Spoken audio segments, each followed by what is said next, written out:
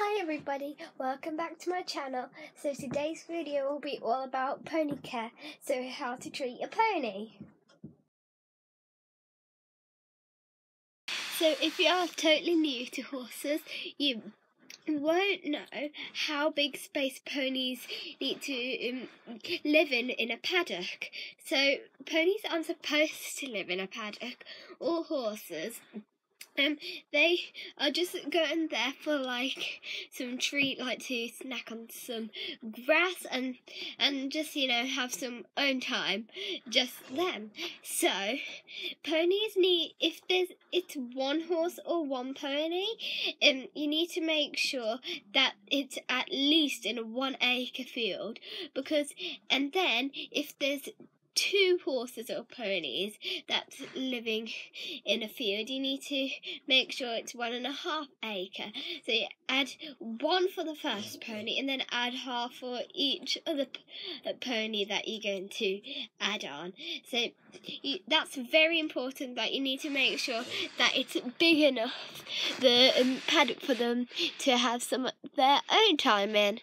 And you also have to know that ponies, they need hay, but you have to have the hay in the hay net, because if you have hay open, if it's in a hay net, it's slows it down, so it's less likely for them to choke. If your pony or horse have got teeth problems, then it's a good idea for you to soak the hay so it's not so hard to chew, so it just slides down their throat, so they still get the hay but they don't need to chew it, so they don't need to struggle of it hurting or anything. Water is very, very important for horses. It keeps them hydrated, so you need to have a big bucket of water in their stable 24/7, and you need to change it at least twice a day, so they don't need to drink dirty water, which would be horrible for them. You need to make sure your horse or pony has bedding in their stable, like wood shavings, because if they don't have any bedding, it would hurt their hooves. So you need to make sure you put bedding in the stable, but make a little pathway so they can walk without actually being on the bedding, so they've got a choice of being on the bedding or going off the bedding. So that's really, really important for horses. You need to make sure you take all the poos and wees out every day, so they don't have to roll in poo or lie in wee or anything like that. So you need to make sure that you clean it up probably twice a day, because they are really that's really, really important. So you need to make sure they do not have they don't need to roll in poo, they don't need to roll in wee or anything like that. I mean, obviously it's impossible to never have a poo in their stable, but if it gets quite dirty, just change it. Horses are not supposed to be on stony pathways, because it can hurt their hooves, and it wouldn't be nice for their hooves to hurt. So obviously it's okay for them to, if you go on a hack as a one-off, then it's okay to go on the ground a bit, but make sure you don't go on the stony path too much, because it can really hurt their hooves. Horses need exercise. You need to make sure you ride them twice a day or more, because they really need exercise. And if you've got a pony that's way too small for you to ride, then you need to make sure that they do get some exercise. But obviously, if you've got a bigger horse and you can ride it, don't ride it too much, because that can also make them too tired. And if there is ponies that it's too small for you to ride, and obviously you can't ride it needs exercise, but you also need to make sure they get tired easily. So if they can't jump, you don't need to force them to jump, and if they can't go galloping, or if they can't do that, it's okay. You just need to make sure they get exercise, but don't do it too much because you need to make sure that they do have rest. Horses can sense your emotions.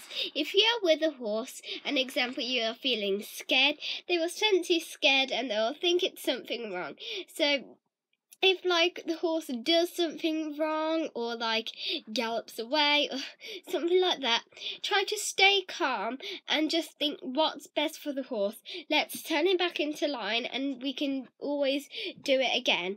So you need to make sure that you like keep control, because if the horse does something wrong, like galloping away, and then you start panicking, the horse is just going to like think, oh, there's something wrong, okay, I'm going to do it even more, and then it's likely you're going to fall off if you carry on freaking out.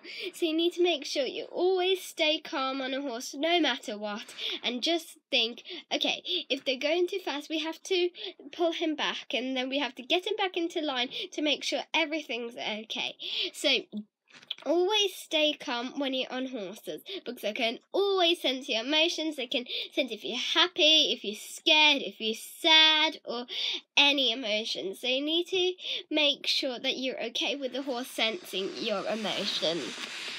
When I first learned to canter non-handed, I was really scared, and I was on a horse called Jimmy, and he sensed that I was scared cantering non-handed, and it was really nice because he looked after me. He didn't spook, he just looked after me and did like a nice slow canter.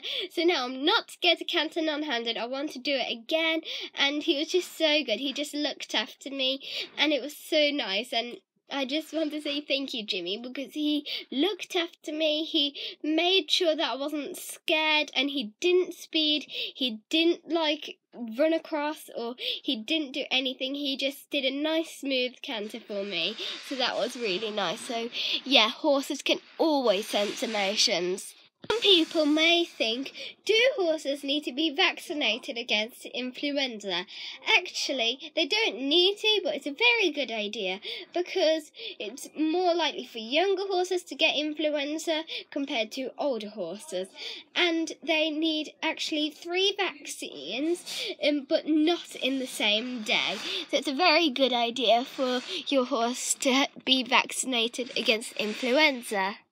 If you are planning on learning a horse, I recommend, if you don't really know anything about horses, I recommend you research a lot about horses or ponies, and I recommend that you go to a riding stables for a bit and like learn about horses and like know all the parts of their body, all the parts of the tack, how you're supposed to tack them up, how to ride them properly, and all the details like that, and where to put all the things, and like make sure like you're not hurting them, and like you trot diagonals and things like that. I hope this video helped you about knowing a bit more about horses and ponies, and I hope you enjoyed it and learned a few more things so it can help you with your care about ponies. I'll see you next video. Bye!